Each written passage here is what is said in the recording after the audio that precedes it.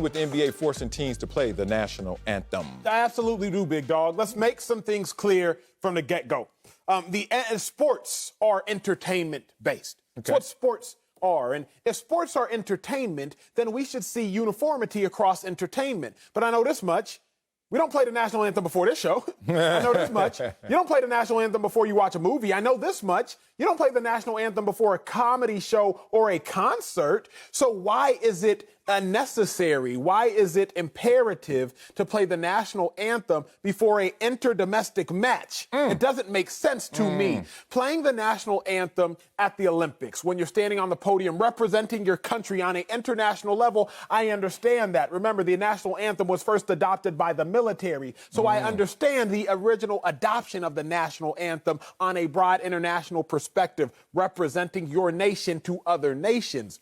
But to mandate it within sports, so it doesn't make sense to me. But I try to break things down in manners that other people cannot digest. I try to move into parallels. So if you all can with me move into this parallel. Marcellus Wiley, when I was growing up, we used to say, I pledge allegiance to the flag of the United States of America and to the republic for which it stands, one nation, under God, indivisible, with liberty and justice for all. Hey, Miss Dula, who say? But as I got older, it said one nation, indivisible, with liberty and justice for all. They removed the under God part out. Now, I did not say, I'm going to have to choose between God and this classroom. I didn't say that. So why do we say I'm going to have to choose between my country and my sports team? We don't say that. Just because we removed under God from the anthem, because it made some people uncomfortable who don't believe in God, people like me who try to be God-fearing don't decide, nope, it's either God or this school. No, when I say the Pledge of Allegiance,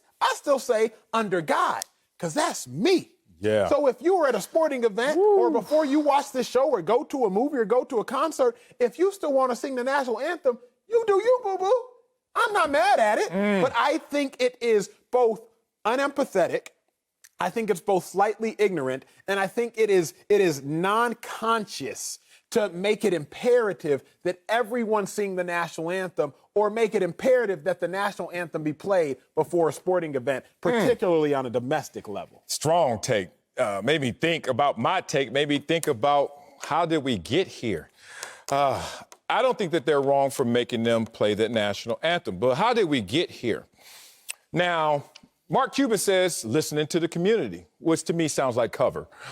It sounds like, because if you listen to the community in its entirety, there are going to be people who say, play the anthem, and there's going to be people who say, don't play the anthem. So you're being selective in who you're listening to in that same community. Nothing wrong with that. You own your team, but you don't own the league. That's the problem. So you ran into a barrier. We all got bosses, I guess. Even though Mark Cuban is an owner, he still has to listen to what Adam Silver says. In this situation, it's interesting also how we got here is because Mark Cuban kept the American flag up so that people could respect it and honor it in any way that they wanted to. But he stopped playing the anthem. What happened to let me respect it and honor it the way I want to? That means I want to not stand for it if I'm a fan, if I'm someone in the stadium arena at that time. Or I do want to honor it. Now, there's a rule that tells the players that they have to stand for the anthem. But Adam Silver is not enforcing that same rule. Once again, selective in how they want to discipline and enforce things. It's a lot of contradictions right here I just wanted to point out for everyone. Another contradiction is for someone who has the energy like, man, they shouldn't force them to play the anthem.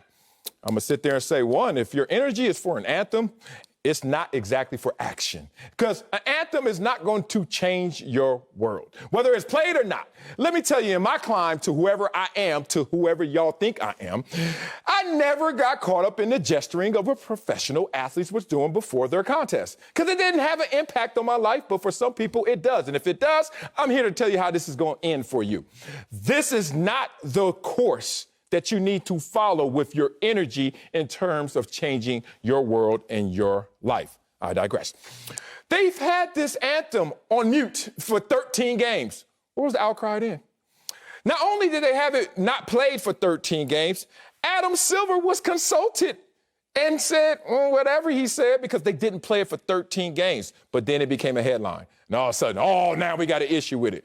Do y'all catch the wink in that situation right there? Adam Silver also didn't enforce the standing for the same anthem that they weren't playing. I guess he will now because it's a headline. I want to push back, and I also want to dive into what you said, how sports is entertainment-based. It is, but that's not its foundational principle. Its foundational principle is actually to unite, to create the one of few meritocracies we have in this world. We're black and white and young and old, and background doesn't matter. You put them all in a huddle. You put them all on the track. You put them all on the court and say, may the best man or woman win. And I don't think that that's being properly served by hiding behind an anthem issue. I don't think our country is divided, brother. I think our country is different. I don't think that we're sitting there on two sides of the ledger and saying, I'm there. I think that we don't have the familiarity, and we Can don't. you be both?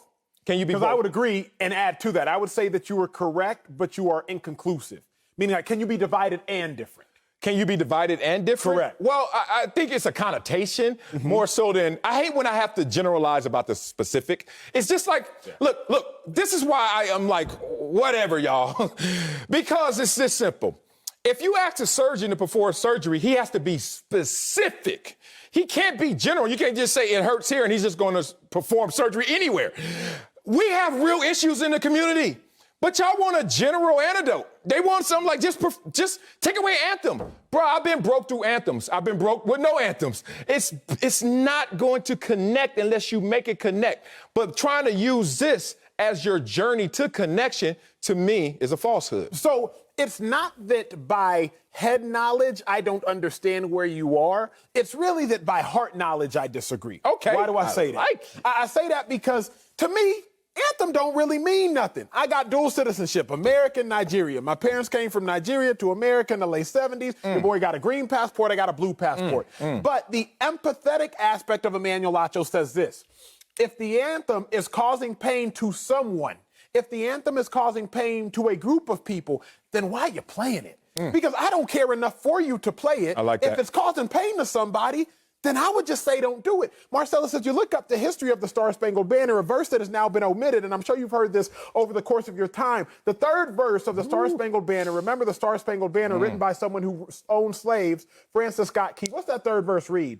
No refuge could save the hireling and slave from the terror of flight or the gloom of the grave. And the Star-Spangled Banner in triumph don't wave o'er the land of the free and the home of the brave. So if you had to omit a whole portion, a stanza of the anthem talking about slavery, if you had to omit a portion of the anthem, an anthem was written by an individual who owned slaves, I just have enough empathy to say, hey, if there are some people, predominantly black people, who feel uncomfortable with the anthem being played or who don't want to stand for the anthem, it's not that I care that much, but I care enough about the people who care to say, hey, I'm good. If I still want to pledge allegiance, bet. Marcellus, my dad is a pastor. Trust me, I would rather say one nation under God. Yeah. But if saying under God is going to make somebody uncomfortable, then I'm going to just say under God under my breath. Or I'm going to still say under God. Yeah. Because there's freedom and y'all ain't finna send me to jail either way. And so, like, that's just what it is for me. Have enough empathy to care about somebody else that do you. I respect that fully. I'm glad you pulled on my heartstrings because I can't map that onto reality, because you got to understand, if we apply empathy universally, where are we going?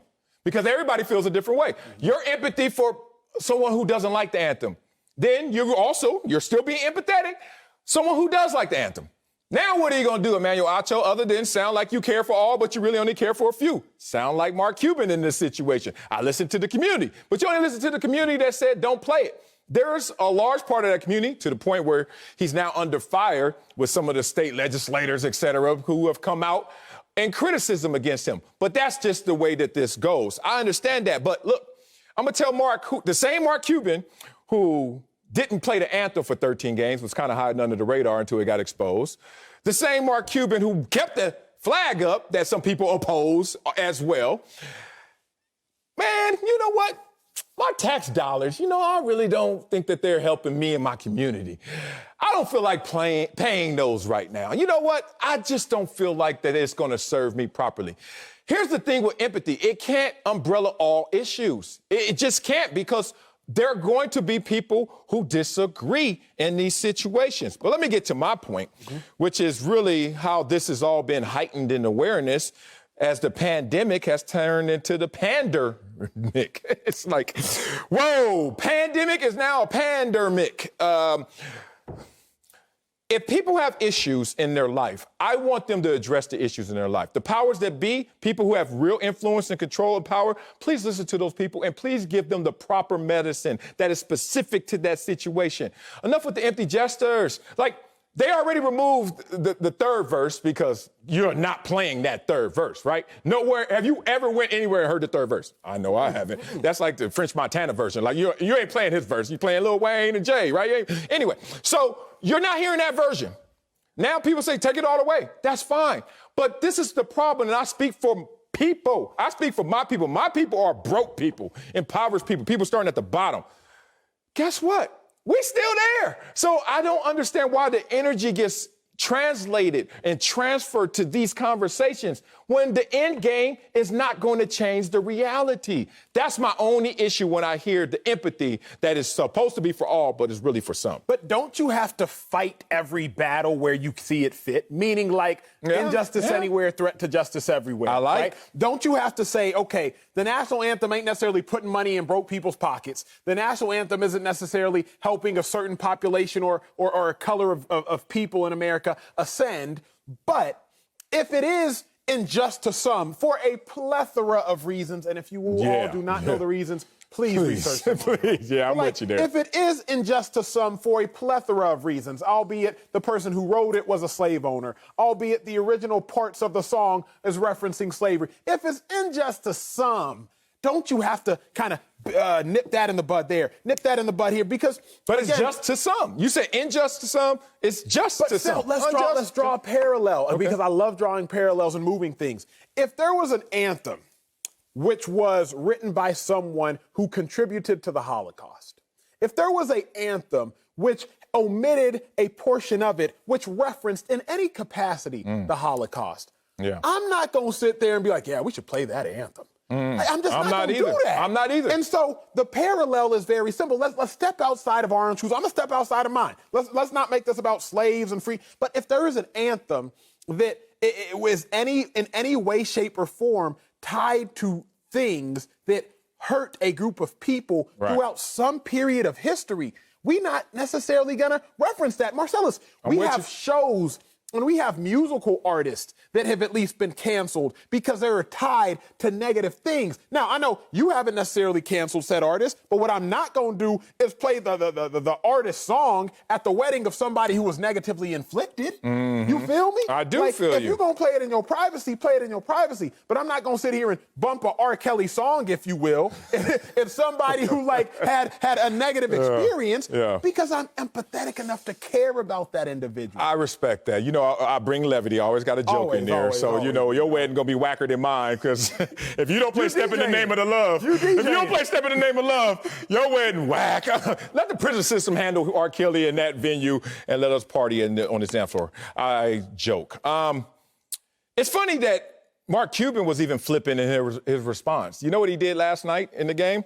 Played a recorded instrumental version of it, which, hey, may be the happy medium, because some people are fighting for it to be played, some people are not.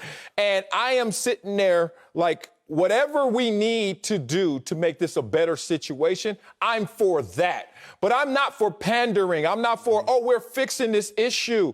Because you're not fixing the problem. Address the illness, not the symptoms. Look, this is an ancillary issue to a deep problem. And I'm just getting tired of headlines get stolen with the ancillary issue instead of the deeper problem.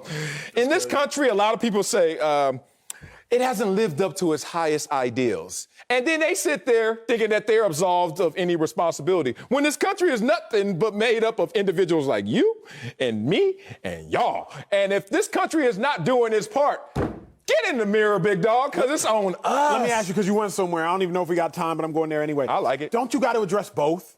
Meaning, if If you get sick and the side effects of your sickness might be hair loss or might be X, Y, and Z, yes, I want to fix the primary illness, right? Like I want to fix that. That's the primary thing. I want to live. I want to live. I know where you're going. But I also want to be comfortable in my lifestyle. In your process and if comfort is having hair as well for an individual, then like, yes, I want to live. But that's a bare minimum living. Can I also be comfortable in my life? So is the national anthem, in my opinion, life or death? No. Is it ancillary? I agree with you. But is it too much to ask to not only like thrive in this country as a people group, but also be comfortable? Hey, I'm with you there. Survive, then thrive. Oh, just be thankful, y'all. We alive.